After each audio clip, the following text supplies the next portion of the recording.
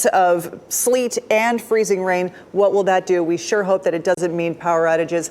Mike, let's talk more about that. And with the wind kicking up from time to time, and there's still ice on some of the trees, there's still the potential that the branches could break, hit a power line, and some power outages occur. I don't think they're going to happen on a widespread basis. This is the latest look at power outages.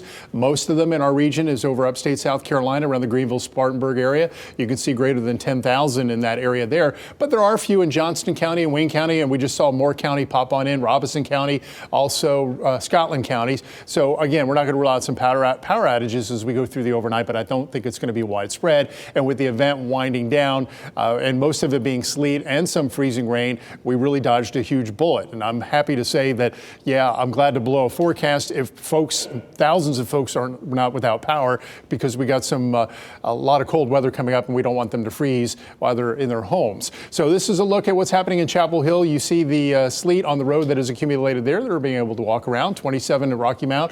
The wind chill there is 20. The wind chill right now out at RDU is 16. So yes, those winds are kicking up, making it feel extra cold out there. It'll be a little bit breezy overnight. And there's the precipitation. It's ending. It has ended for Durham. It has ended for Chapel Hill and Pittsboro and Roxborough and points north and west. If we see anything overnight, it may be some freezing drizzle, but the bulk of the precipitation is now gone for those areas.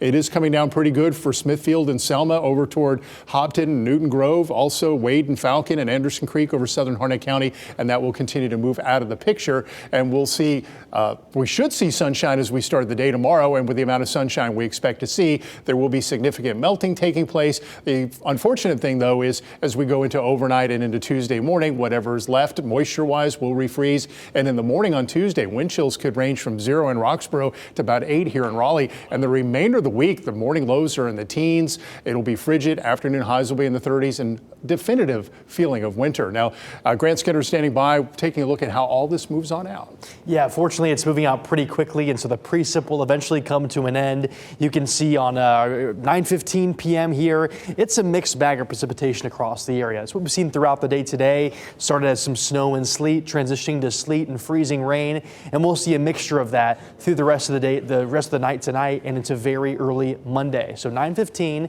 temperatures still very, very cold to our north and west, but warming to the south and east. A mixture of rain, freezing rain, some sleet mixed in as well. It continues to shift to the east for the next few hours. We fast forward to midnight tonight. You can still see lingering showers to the south and east, but a little bit of mixed precipitation still right along the triangle could be lingering. But because of how fast this is moving, I would not be surprised if this doesn't stick around that long. It's been moving very fast throughout the course of tonight.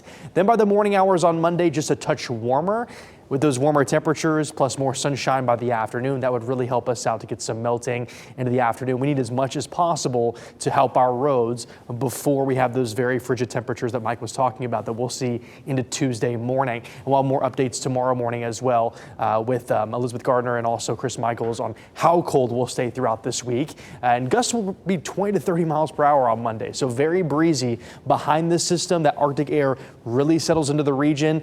And again, the concerns for long-lasting outages more so going to be back to our west. We've been very fortunate to mainly have just sporadic outages. We're hoping that just continues very, very sporadic and not widespread. If we continue to see sleet, we'll trend that way. But again, very cold Tuesday morning, and this is a trend that lasts all the way through the end of this week. Lows staying in the teens with highs in the 30s. So very, very cold. A few photos here. Rebecca Coker over in Tarboro kept her Christmas trees out, and she was happy to do so because the winter wonderland stuck around for those trees to be there. And a little bit of ice accumulation here, about looks like about a third of an inch there over in Garner. So again, seeing more of those accumulations across the region. We'll see more throughout tonight. We'd love to see more of those sent to WRAL.com/report it. All right, Grant, thank you.